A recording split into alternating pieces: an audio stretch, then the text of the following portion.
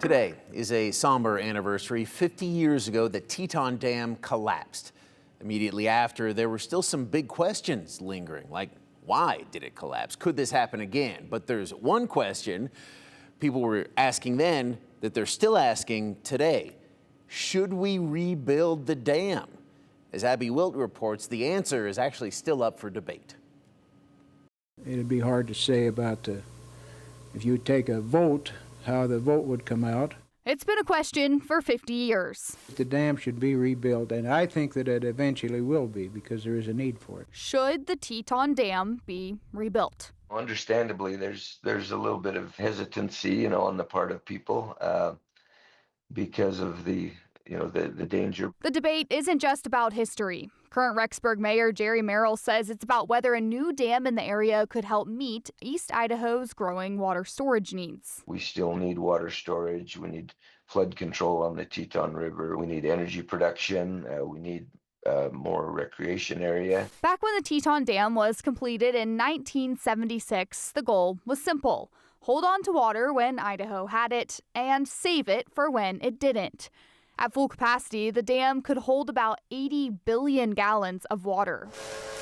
Now, in 2026, as Idaho is facing a statewide drought declaration, Merrill says the need is greater than ever. The need is already here. The need will only grow as our area grows. Idaho Senator Kevin Cook, who serves the Idaho Falls area, became an advocate for rebuilding the dam after he made it his mission to help Idaho's water storage problem. We had farmers just wringing their hands about what am I going to do? Cook gathered 6,000 signatures in 2025 from Idahoans who wanted the dam to be rebuilt.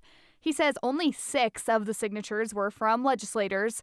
The rest were mostly from farmers who were hurting over not having enough water to keep their business and livelihoods successful. Sitting on our tails and waiting for Mother Nature to do its thing or waiting for the government to do its thing is not the right answer. Seeing farmers worry about their water supply got Cook thinking. He thought rebuilding the Teton Dam could be part of the answer.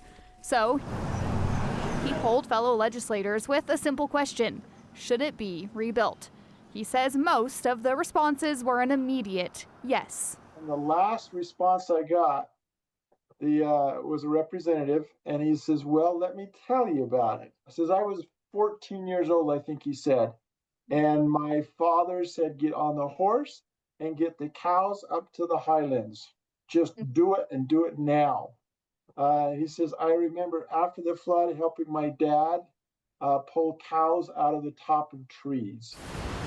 Then it hit him. The PTSD of the dam collapsing could be very harmful to the state. And I thought, oh my gosh, I've just offended one of my best friends. And he says, I am 100% in favor of rebuilding the Teton Dam. With that, he stayed on track.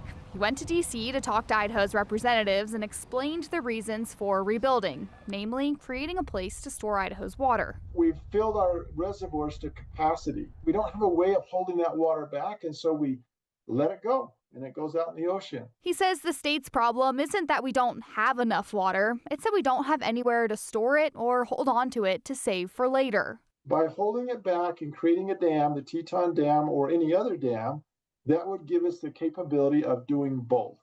Recharge the aquifer, surface water users, recreation, power generation. It's a cheap way for power generation with the hydropower. And he says if we don't do something now, the state's going to fall further into a drought, hurting farmers the most who need water to make a profit. Idaho's got a problem with water. We need to fix it. You look at Colorado and Arizona. Some people say we're only 10 years away from where they're at. But while rebuilding could help some things, Senior Director for Friends of the Teton River, Will Stubblefield, says the emotional damage that came with the flood can't be washed away. It's a complicated question. He says there are other solutions, like new flood irrigation lines to slow the stream of water down on the Snake River and directing it to get stored in the aquifer. Where we are with regards to the Teton Dam is just one of many options on the table to kind of address our water supply issue at the moment. So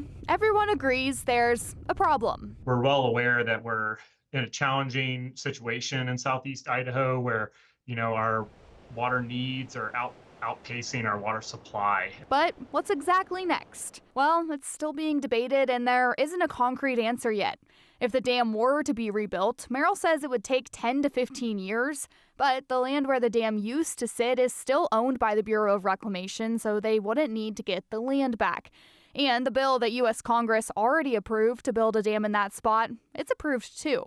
Merrill says the cost is the biggest issue. Are the benefits of rebuilding it worth the cost? And as time goes on, I believe it would be, because especially the water storage thing just in itself. But if the Teton Dam ever returns, it has to earn the public's trust first. There's never any 100% guarantees, but I guess what I would say is if we're going to push forward with rebuilding, safety would be the number one consideration. Merrill says any future dam would benefit from decades of advances in engineering, design, and construction. There's 50 years of learning and technology, new technologies that are available to be able to build it. Still, the memory of what happened 50 years ago continues to shape the conversation. And even among those who support rebuilding, the big question remains: how would it be rebuilt safely? There have been polls taken, and it shows that there's a lot of sentiment for rebuilding a dam. But I'm sure that everyone wants to make sure that it's going to be a structure that won't wash out again. That was 50 years ago. They were already talking about rebuilding this thing. That was Abby Wilt there doing a great job of reporting. Now the next step could be a closer look at the entire upper Snake River Basin. The Idaho Water Resource Board has submitted a proposal to fund a basin-wide study of the upper Snake River system. The study would help evaluate long-term water management options and determine different solutions to help growing water needs.